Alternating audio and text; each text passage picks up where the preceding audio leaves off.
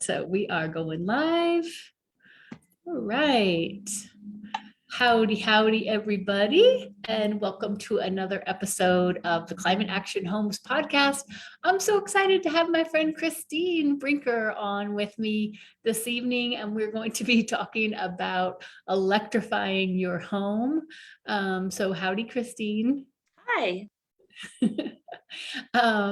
So before we get into our talk with Christine, I'm going to give you a few little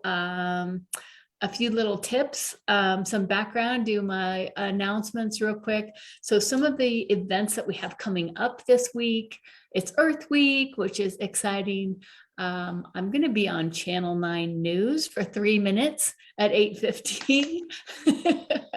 So don't be late. So that's on Friday, on Earth Day.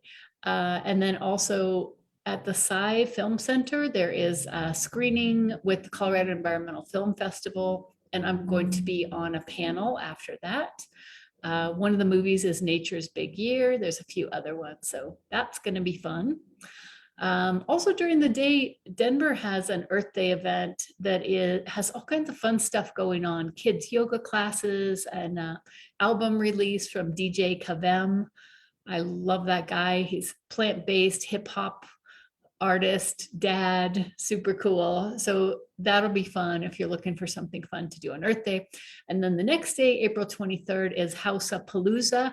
The Denver Metro Association of Realtors has this thing 10 to 2 p.m. at the Holiday Inn East. I'm one of the sponsors, and it's just a time if you know somebody who's thinking about buying, selling, and they're like, what exactly is going on here? This would be a great event to go, just be able to talk to lenders and down payment assistance programs and all that good stuff, to get a lot of answers in one place. All right. So with that, I am so excited to be talking with Christine. Christine and I, gosh, Christine, when did we meet? It was at eSource. Probably the previous millennium. Yeah, probably. We're going to narrow it down to the previous millennium. So Christine and I were both researchers at eSource, writing about energy efficient technologies and distributed energy and all kinds of good stuff. And then I got to go visit Christine and her husband Jeffrey when they were volunteering in the Peace Corps in Niger. And then later, their daughter Marie and her husband Jeffrey came visited me in Korea. So we've had all kinds of fun adventures over the years. And Christine, in addition to doing this home project, does a lot of cool things. She's with Southwest Energy Efficiency Project. So she's the kind of friend that says, hey, would you like to testify at 10 p.m. about energy codes? And I'm like, heck yeah. So she does a lot to help pass amazing energy efficiency bills at the Colorado State and other levels. And then she's also a member of CASE, which is the committee. What is it? Citizens Alliance for a Sustainable Inglewood. Citizens. I wouldn't have gotten there. Citizens Alliance for a Sustainable Inglewood. And as my work starting Green Team Academy and encouraging people to form teams and make a difference in their community, that's exactly what CASE is doing in Inglewood, Citizens Alliance for Sustainable Inglewood. So if you're in Inglewood, Colorado, you want to get involved, they do a lot of cool stuff. All right, so there we go. I think we got all the background. So Christine, will you start by telling us a little bit, what we're going to be talking about your home and the project that you've been doing bit by bit over the last 10 years to electrify your home.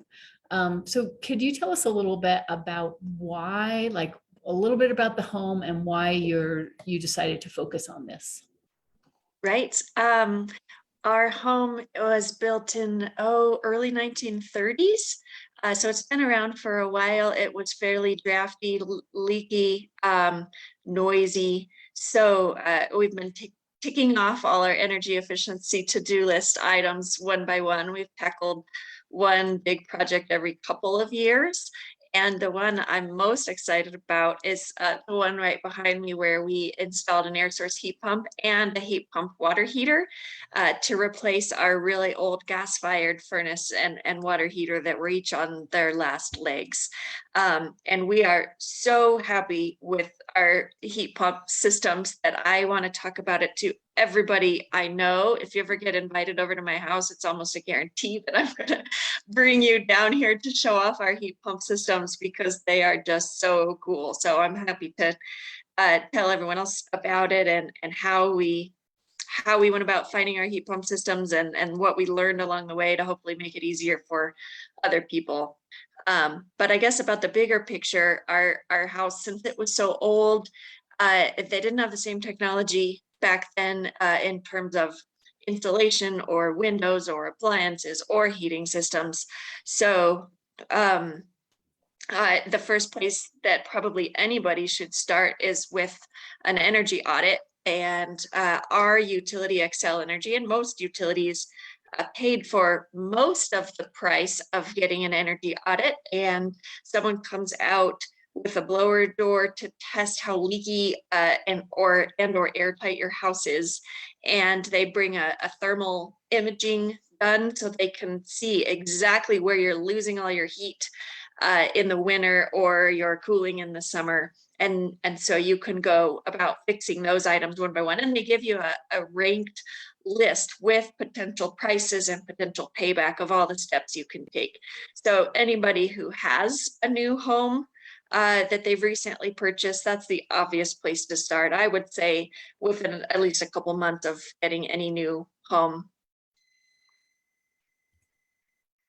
Yeah, that makes sense. And by new home, you mean it's new to you, like Yes. you move into Yes. somewhere. And Yes. what's so cool about that energy audit, I was house sitting for some people in Southwest Denver, and one of their rooms was so cold, and I was like, have you guys, because I do this, they're asking me to take care of their cat, and I'm like, have you thought about getting an energy audit?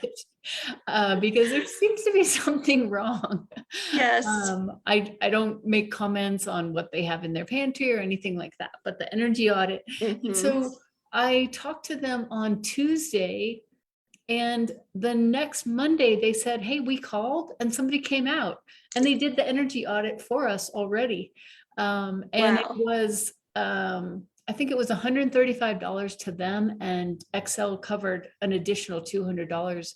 And then they were going to come back with the results as well as the rebates for everything that was recommended. That And is so awesome. yeah, that was pretty cool, because it took us that long to figure out, like, getting together for lunch.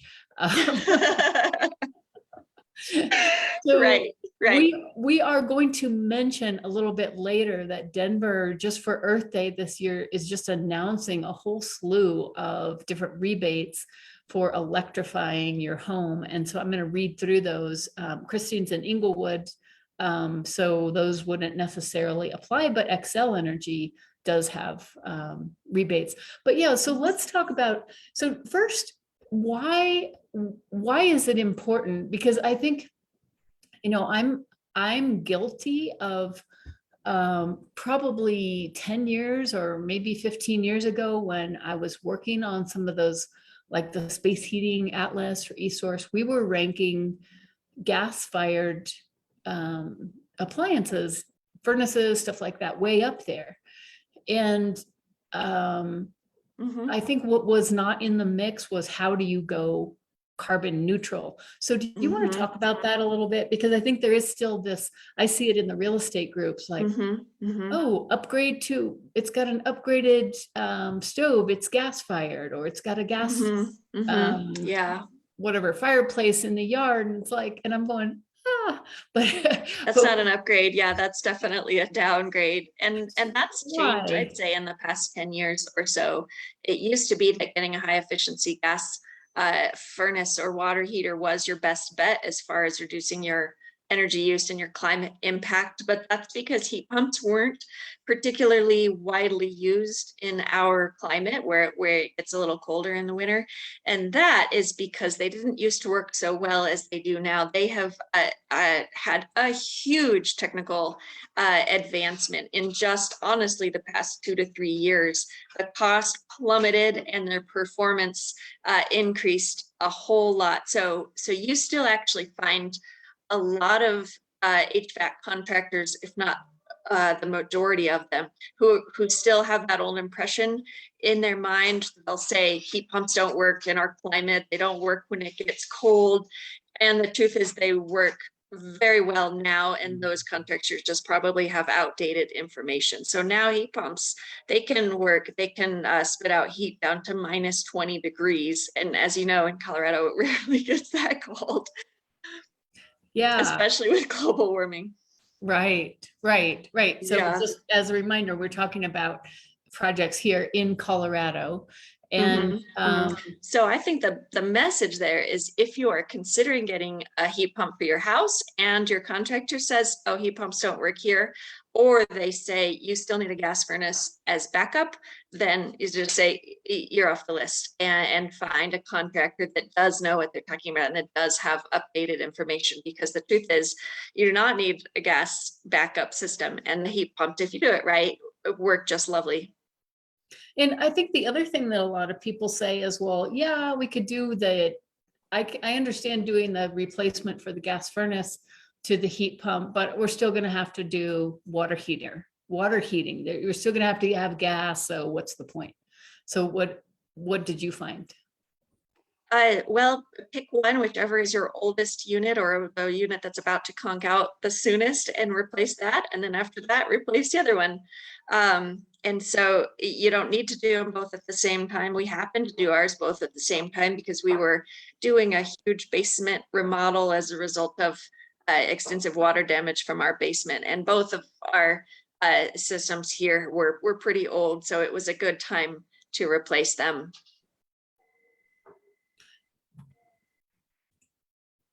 I think you were also, as we were kind of preparing for this, that whole idea of replacing, I think you mentioned a good point, which is that when those things get replaced, a lot of times it's like, and it's whatever, January 14th during a The cold most snap. inconvenient time. It's the most inconvenient time. It's probably the middle of the night. It's probably during a blizzard.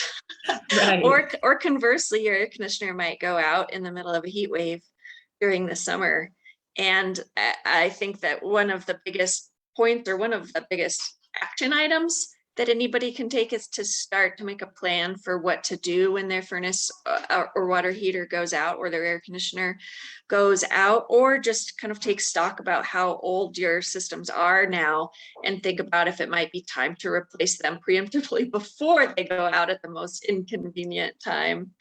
And in order to make a plan for what to do, just start poking around with what are heat pumps and what's the latest in the technology. Maybe get a few names of contractors on your list, on your short list, that have experience putting these in and know what they're talking about.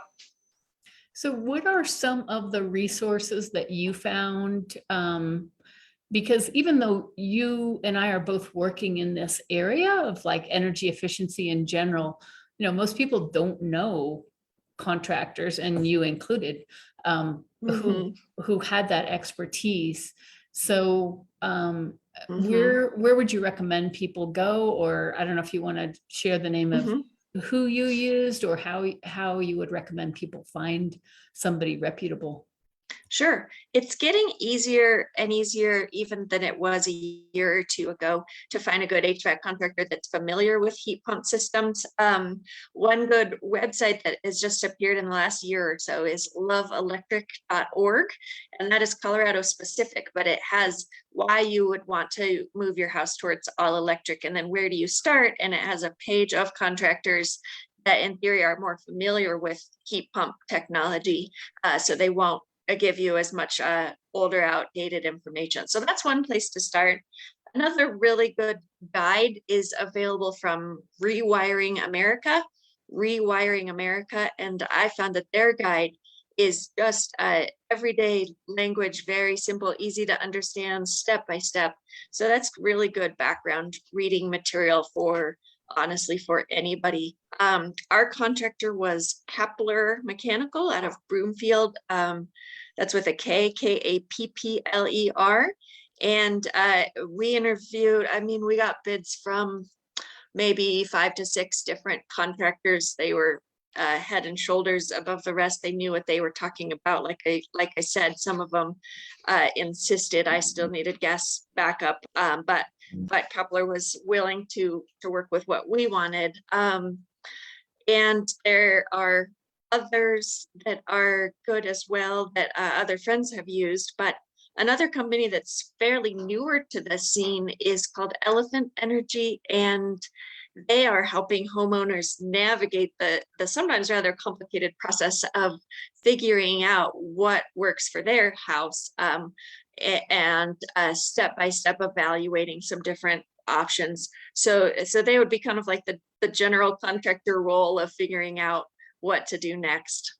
And I would have loved having a resource like that instead of having to go through it the hard way. Right, right. And so I'll be putting all these links on the podcast, in the podcast notes. So if you're listening somewhere on a podcast platform, they'll be there. We'll have the video on YouTube, and then at climateactionhomes.com/podcast, you'll be able to find all the notes there.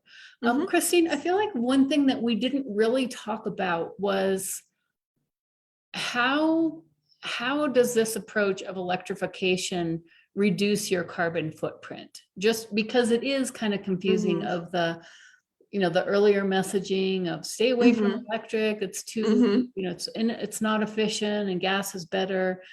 Can you just kind of encapsulate your whole approach to electrifying your home and why that's important?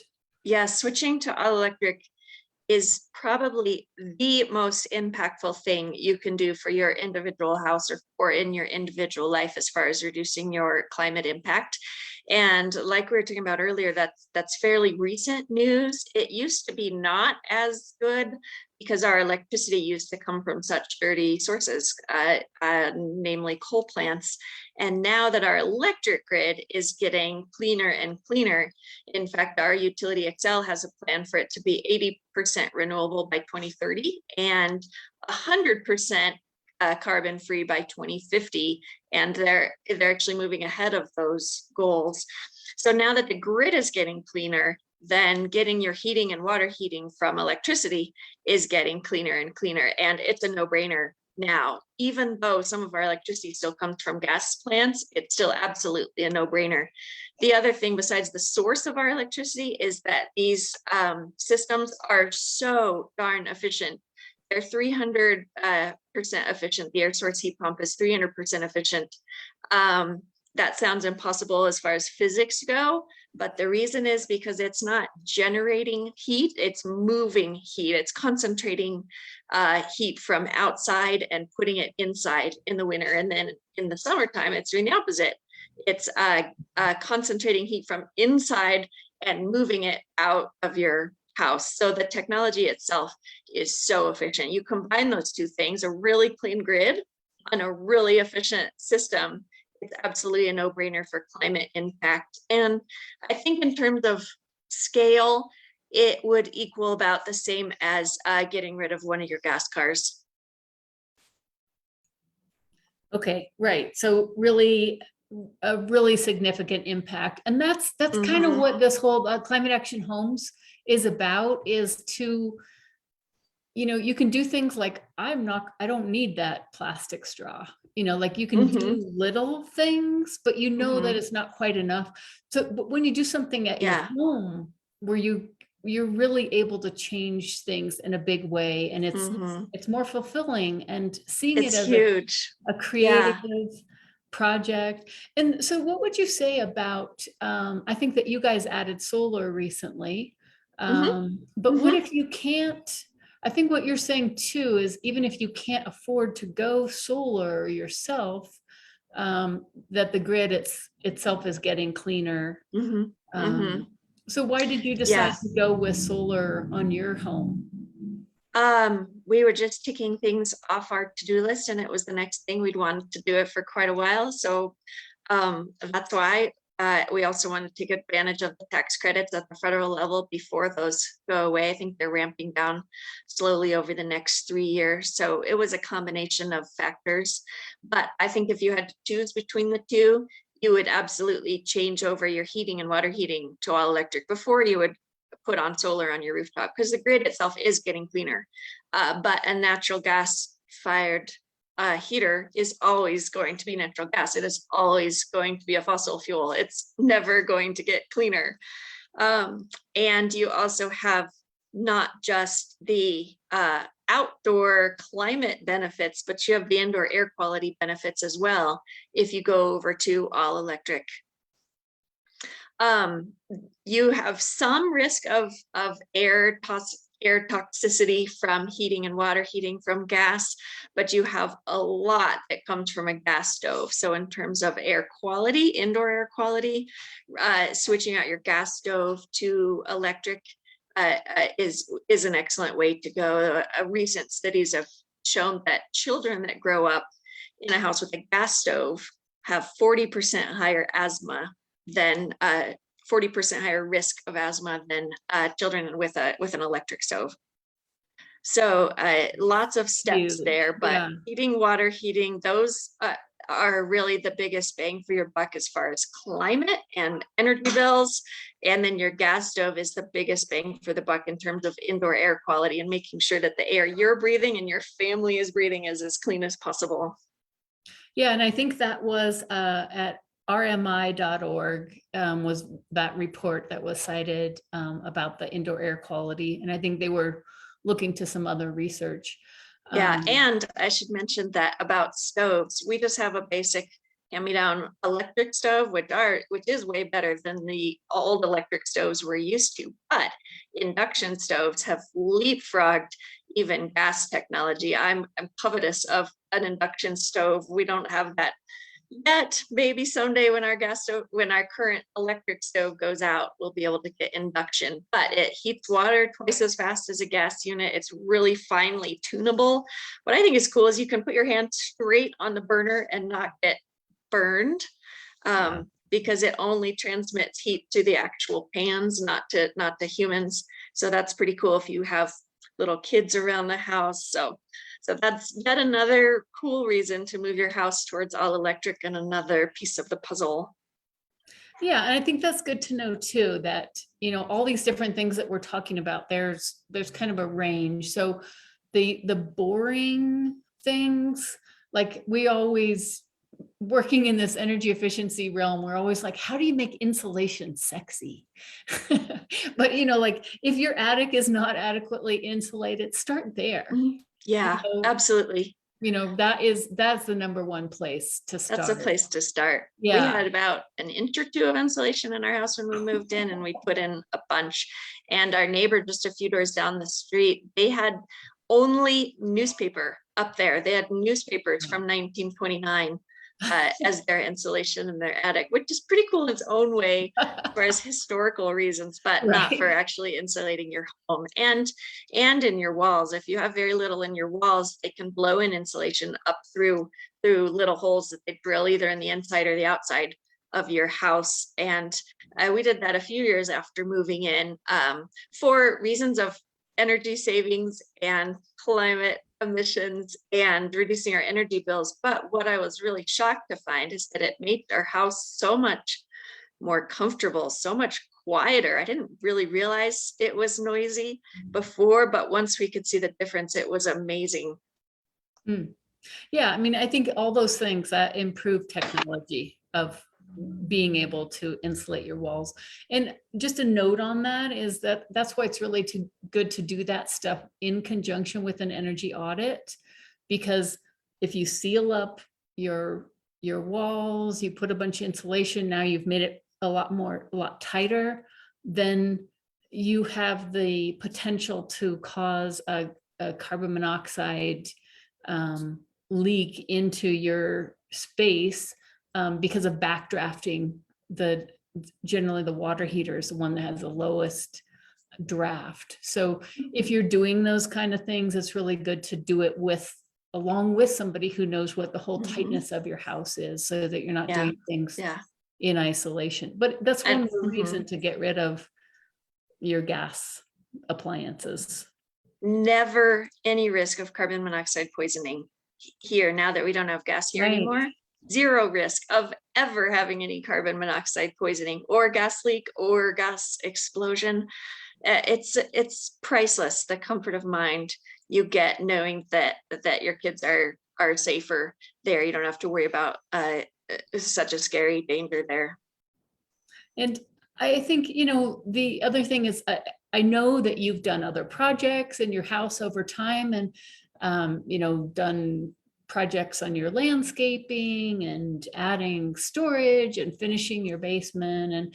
And so I think that's why I thought this was such a great story to tell, is because if you do have a home, you're likely to be doing projects. And so to think about prioritizing these projects that will reduce your carbon footprint, and we want to be great parents. And so what better thing than creating a livable world and showing, our kids that we cared. And yes, it's a pain to get contractor bids and all that stuff, but not more of a pain than some of the other stuff that we go through in life. That And is such a good point. I wanted to share really quick those. I'm just going to share my screen so I can read this off. So if you're just listening on the podcast, don't worry about it. But along with all of this and making it affordable. So as I mentioned kind of at the top of the show, that Denver is just announcing these, like, Happy Earth Day. Woohoo, Denver.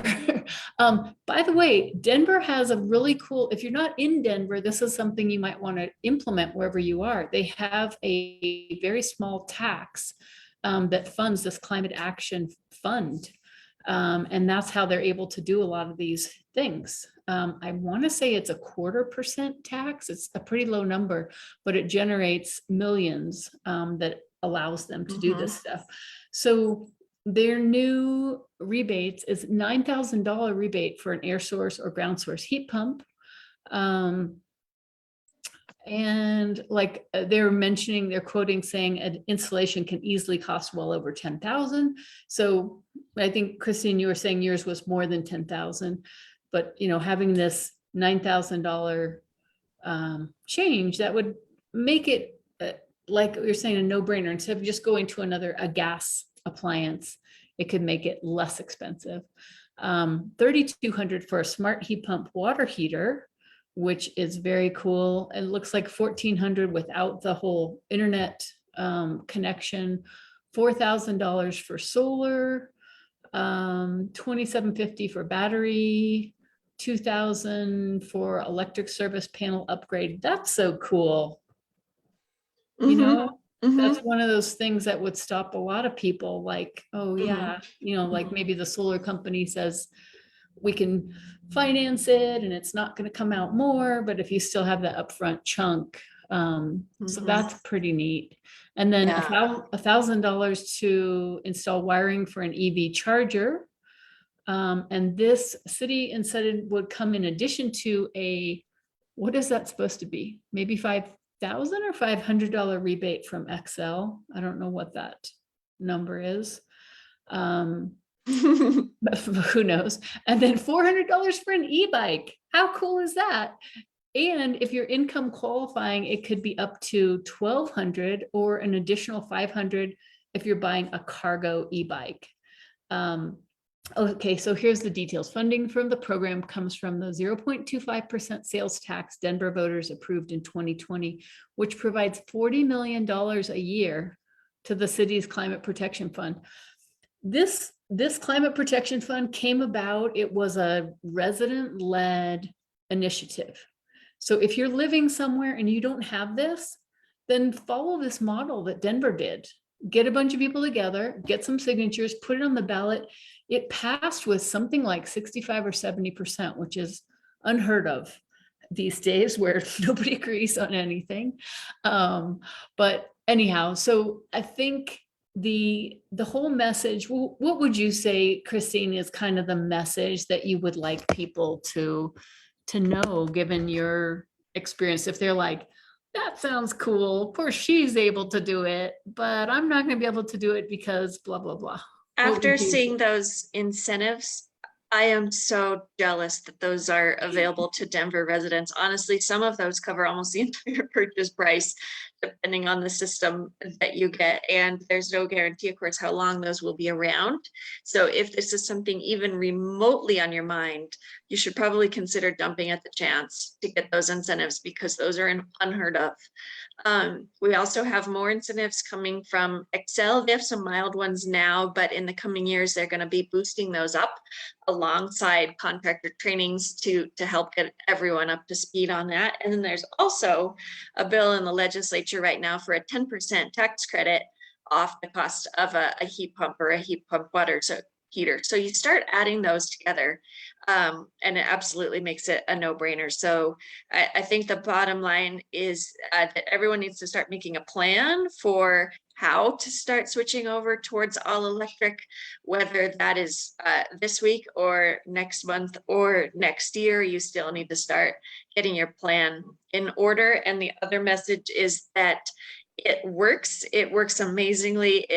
You don't need gas, and the climate impact, the emotional appeal, the safety, the health aspect, are priceless for making the switch. So I'll talk anybody's ear off of how exciting it is to have an air source heat pump and a heat pump water heater. Maybe other people don't find as exciting as me, but you will like how good you feel to know that you don't have gas going to your home anymore, and how good you feel knowing that your family is safer. And I wanted to add on to that. You had said before that the grid in itself is getting cleaner. There is also there are some community solar projects out there. And with one phone call, you can sign up for community solar and have all of your electricity coming from that instead of Excel. So if you're like, I don't have a roof that's available, I don't want to put solar on, or I don't want to wait, then you can also make that step immediately. And so the other thing I meant to ask you, Christine, is what is your bill like for, let's say, for heating with the heat pump compared to the gas furnace? It went down, which is awesome, because heat pumps are so efficient.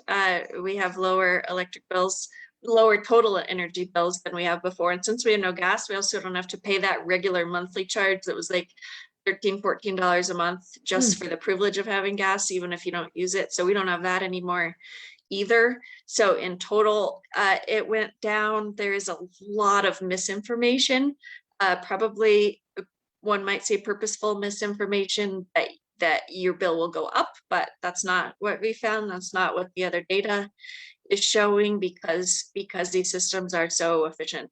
We'll probably have slightly more electricity in the summer because now we have air conditioning, and we never had air conditioning before. But the cool thing about a heat pump is that it's a heater and an air conditioner in the same unit. It just basically switches directions depending on the season. And with last summer's extreme heat waves and terrible air quality coming from all those fires, it was really nice to have clean, healthy air in here that was also cooler. So we know that our cities are getting hotter and hotter, not just from climate change, but from urban heat island and other factors. So that cooling aspect is an extra awesome bonus from a heat pump.